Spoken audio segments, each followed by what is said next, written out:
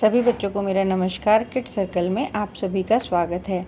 कल हमने भाषा के बारे में पढ़ा था, भाषा के रूप के बारे में पढ़ा था। आज हम एक नया टॉपिक शुरू करने जा रहे हैं जिसका नाम है लिपि। ठीक है, हर भाषा को लिखने का अलग अलग ढंग होता है ना। हर भाषा को हम अलग अलग तरीके से लिखते हैं, हमेशा हम एक ही तरीके से भाषा को नहीं लिख सकते, आप लोगों को भी पता है। तो भाषा को लिखने के लिए निर्धारित किए गए चिन्ह को लिपि कहते हैं।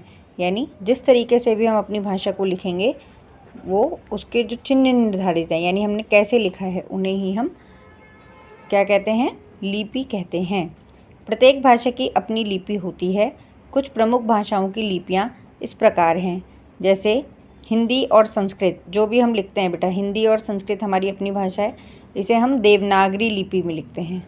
ठीक है, बंगाली लिखी जाती है बंगला लिपि में, अंग्रेजी लिखी जाती है रोमन लिपि में, और यहाँ आप देख सकते हो पंजाबी लिखी जाती है गुरुमुखी लिपि में, उर्दू लिखी जाती है फारसी लिपि में, और तमिल लिखी जाती है तमिल लिपि में। तो इनको हम एक बार दोबारा रिवाइज करते हैं। हिंदी और संस्कृत लिखी जाती है देवनागरी लिपि में। आप चाहें तो मेरे पीछे बोलें जिसमें आपको याद हो जाए।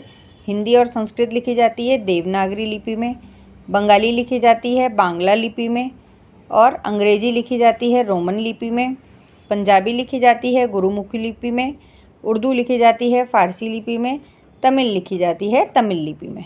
ठीक है, ध्यान रखिए। नेक्स्ट है व्याकरण। अब हम देखेंगे कि व्याकरण किसे कहते हैं। भाषा को शुद्ध रूप में लिखने, बोलने और पढ़ने का ज्ञान कराने वाला शास्त्र व्याकरण कहलाता है। फिर से देखते हैं।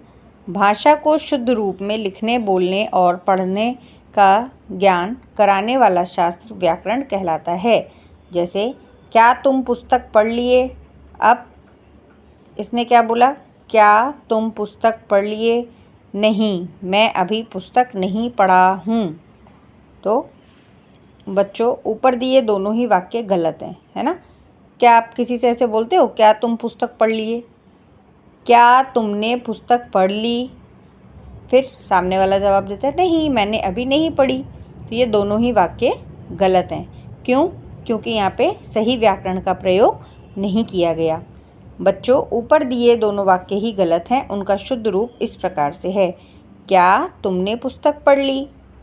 नहीं, मैंने अभी पुस्तक नहीं पढ़ी है।